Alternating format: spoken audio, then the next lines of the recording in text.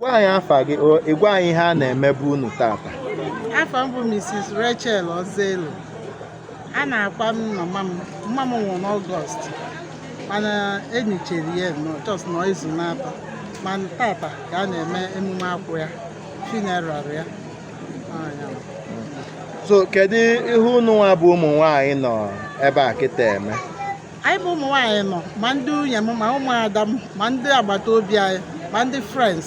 Anyị nọ na-esi ndị a ga-eji wee mee anya. Ine anya ịfụ na ite sikwechite n'ọkụ dị iche iche.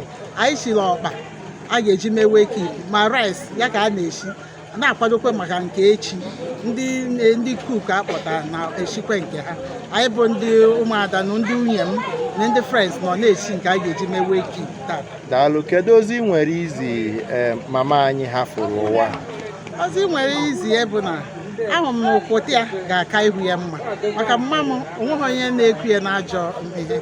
Otu ahụ obi esi wee dị bụ ka akwamozu esikwe wee na-aga. Mmadụ bụ sọ aja.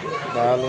Kedu ihe ị nwere ike ịgwa ndị bịa bụ unu? Ihe nwere ike ịgwa ndị bịa bụ na nzọta nka ka ha bịara ịzọta, na Chineke nna ga-eme ụkwụ ha ji wee bịa, na nnọnye niile ha nọnyere anyị, na obiligwe ga-agọzi ha, nye ha ezi ndụ ha dụọ karịa ka mmanụ si wee dụ n'aha Jizọs. Amen.